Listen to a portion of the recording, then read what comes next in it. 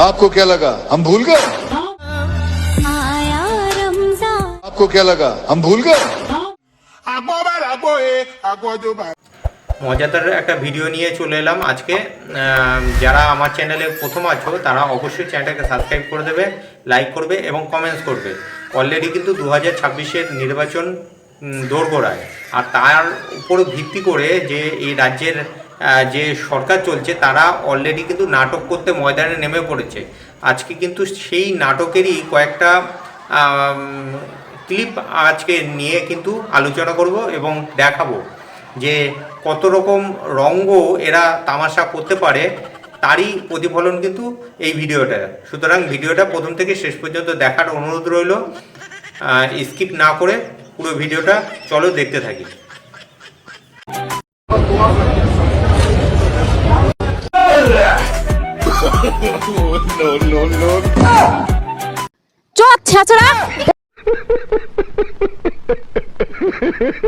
Next चलिए गायत्री मंत्र से। मधु कैटव विद्या विद्यार्थी बड़देव बहुत बड़ी पूरा नाम ममता बनर्जी धर्म हिंदू घरेर मेये ठीक है हिंदू धर्म में कितने वेद हैं? ऋग्वेद ऋग অথর্ব সমৃদ্ধ বেদ। कुल देवता আমরা আল্লাহর কাছে দোয়া করে বলি ये फंस गया सीएम। क्या कहा आपने? ইনশাআল্লাহ আল্লাহ তাআলা সকলকে ভালো রাখো। আল্লাহ লা ইলাহা ইল্লাল্লাহ মুহাম্মদ রাসূলুল্লাহ সকলকে ভালো রেখো। আল্লাহ ये फंस गया सीएम, इसे पार्टी की मीटिंग समझ के फंस गया।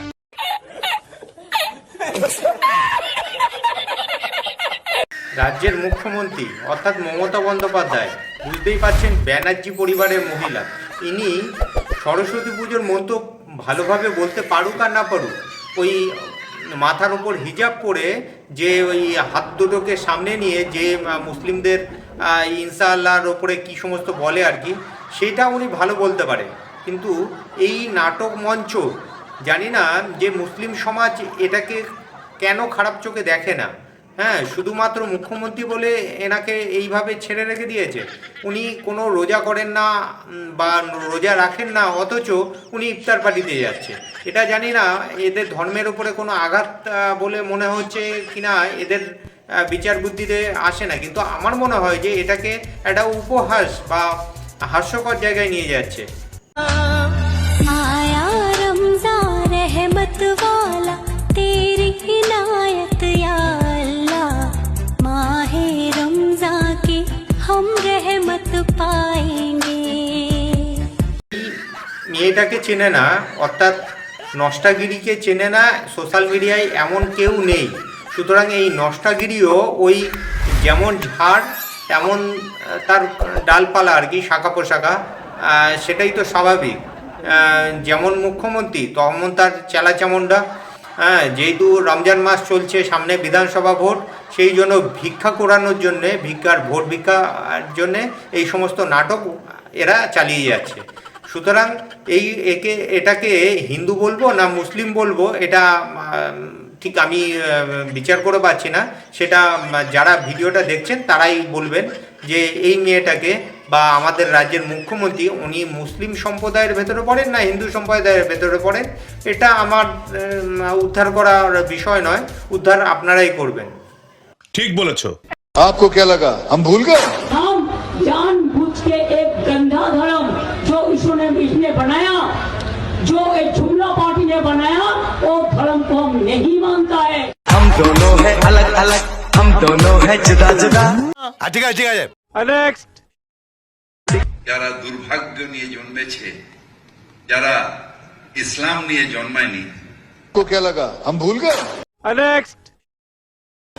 আর নিজেদের পরিকল্পিত নকল একটা ধর্ম, आपको क्या लगा हम भूल गए?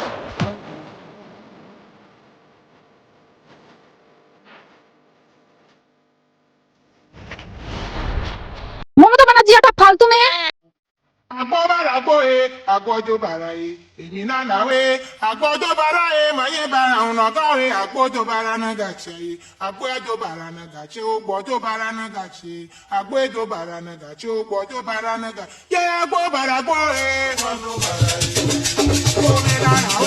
ঝাড় যদি ঠিক না হয়, ঝাড়ের বালগুলোও কিন্তু সেই একই রকম হয়, এটাই তার পরিচয়। অর্থাৎ জুনমালিয়া মুখ্যমন্ত্রী ওই নামাজ হিজাব পরে নামাজ পড়ে, আর ঠিক এইগুলো দেখে দেখে এই যে অসভ্য হিন্দু সমাজের কুলাঙ্গারগুলো, হ্যাঁ, এরাও কিনা ওই হিন্দু ধর্মটাকে মানে মুখ্যমন্ত্রীরটাকে অনুকরণ করে নিজেরা ওই আল্লাহর সামনে প্রার্থনা করছে।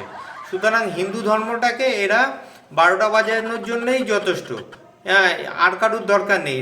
তা বলি কি যে আপনারা হিন্দু ধর্মটাকে ছেড়ে দিয়ে আপনারা ওই ধর্মটাকেই গ্রহণ করে নিন, তাহলে পরে সব থেকে ভালো হয়। তাহলে আর বারবার করে এই হিন্দু ধর্ম আর মুসলিম ধর্ম এটা করতে লাগবে না। আপনারা ওটা যখন ভালোবাসেন তখন ওটা নিয়েই থাকুন, আমাদের দরকার নেই। নিঃসন্দেহে তুই ঠিক কথা বলেছিস।